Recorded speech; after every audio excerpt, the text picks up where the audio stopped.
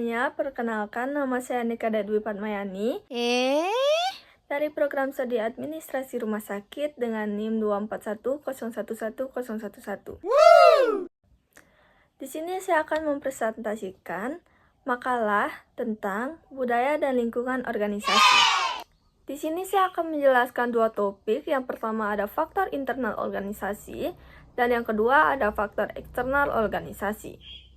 Yang pertama, faktor internal organisasi adalah kejadian dan kecenderungan dalam suatu organisasi yang mempengaruhi manajemen, karyawan, dan budaya organisasi. Budaya organisasi merujuk pada nilai-nilai, keyakinan, dan sikap yang ada di antara anggota organisasi. Menurut Harris, yang dimaksud dengan lingkungan internal adalah faktor-faktor di dalam organisasi yang dapat dikendalikan. Menurut Whelan dan Hanger, menyatakan bahwa organisasi internal terdiri dari struktur, budaya, dan sumber daya. Oleh karena itu, penting untuk menganalisis lingkungan internal guna mengetahui kekuatan dan kelemahan yang ada dalam perusahaan. Menurut Peter, lingkungan internal perusahaan merupakan sumber daya perusahaan yang akan menentukan kekuatan dan kelemahan perusahaan. Sumber daya perusahaan meliputi, yang pertama ada sumber daya manusia, yang kedua ada sumber daya organisasi, dan yang ketiga ada sumber daya fisik.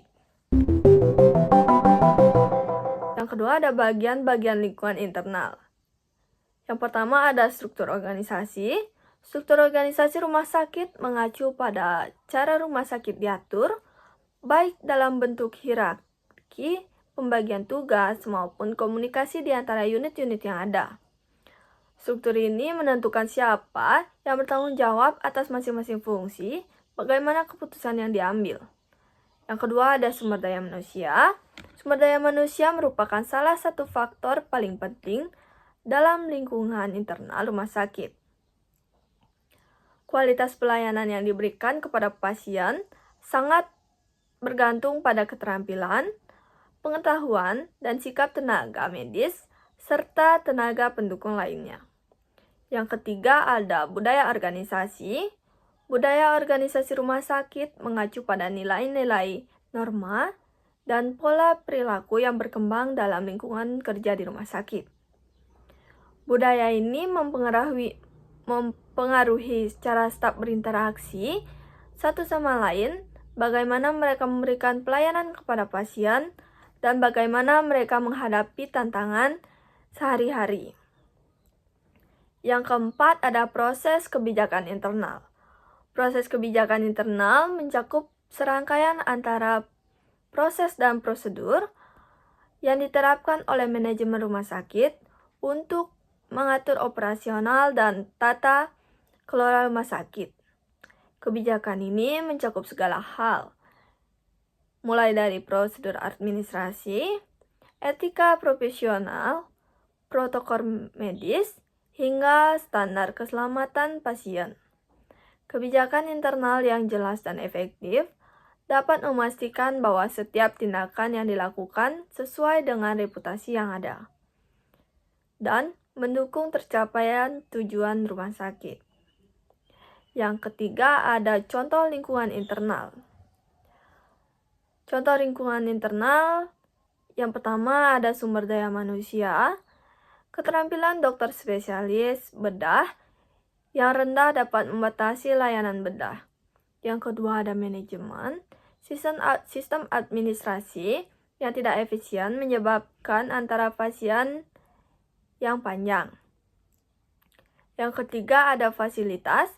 Keterbatasan jumlah tempat tidur ICU dapat mempengaruhi penanganan pasien kritis. Yang keempat ada budaya organisasi, nilai, norma, dan kebijakan yang dianut oleh rumah sakit. Selanjutnya topik yang kedua yaitu faktor eksternal lingkungan. Faktor eksternal merupakan unsur-unsur yang berada di luar organisasi dan tidak dapat dikendalikan oleh manajer. Meskipun demikian, faktor eksternal ini memiliki pengaruh yang signifikan terhadap pengambilan keputusan dalam organisasi. Beberapa contoh faktor eksternal yang dapat mempengaruhi organisasi, antara lain perubahan perekonomian, kebijakan pemerintah, perilaku konsumen atau masyarakat, dan perkembangan teknologi serta dinamika politik. Faktor eksternal dibagi menjadi dua, yaitu ada yang pertama, faktor eksternal mikro dan faktor eksternal mikro. Sini saya akan menjelaskan yang pertama, yaitu faktor eksternal mikro. Faktor eksternal mikro adalah elemen-elemen di luar organisasi yang memiliki pengaruh langsung terhadap organisasi dan kinerja organisasi. Faktor ini mempengaruhi kegiatan operasional sehari-hari dan keputusan manajerial secara langsung. Beberapa contoh faktor mikro yaitu yang pertama ada pesaing, yang kedua ada pelanggan, yang ketiga ada pemasok, dan yang terakhir ada saluran distribusi. Yang kedua ada faktor eksternal makro. Faktor eksternal makro yaitu elemen-elemen dalam lingkungan eksternal yang memiliki pengaruh tidak langsung terhadap organisasi.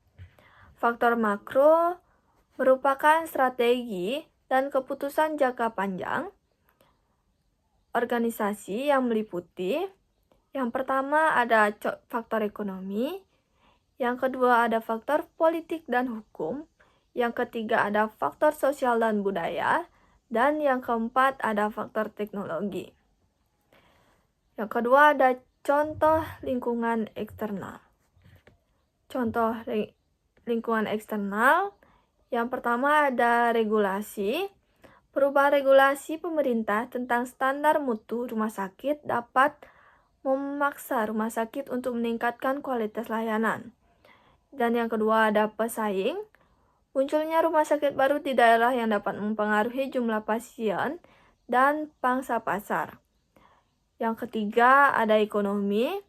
Krisis ekonomi dapat menyebabkan penurunan jumlah pasien dan pendapatan rumah sakit. Dan yang keempat ada teknologi.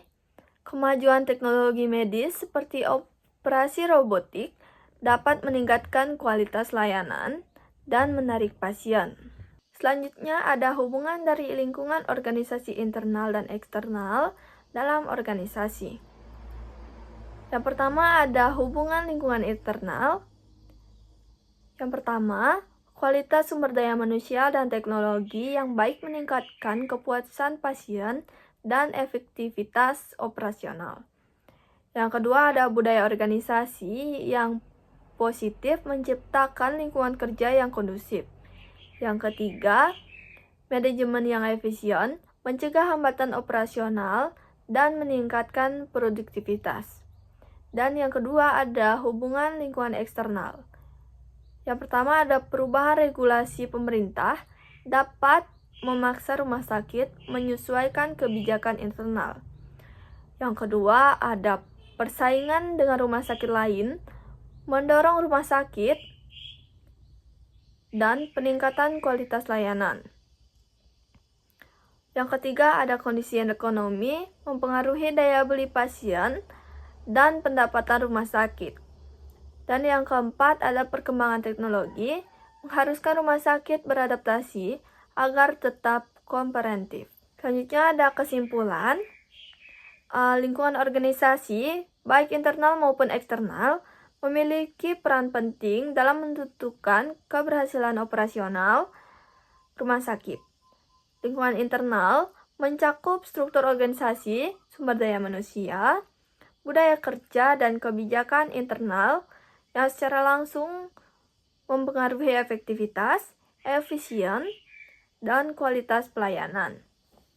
Sumber daya yang berkualitas dan budaya kerja yang positif akan mempengaruhi layanan yang optimal bagi pasien. Lingkungan eksternal seperti kebijakan pemerintah, perkembangan teknologi, kondisi ekonomi, persaingan, dan perubahan sosial budaya mempengaruhi strategi dan keputusan rumah sakit. Perubahan regulasi atau perkembangan teknologi baru menuntut rumah sakit untuk beradaptasi agar tetap relevan dan kompetitif.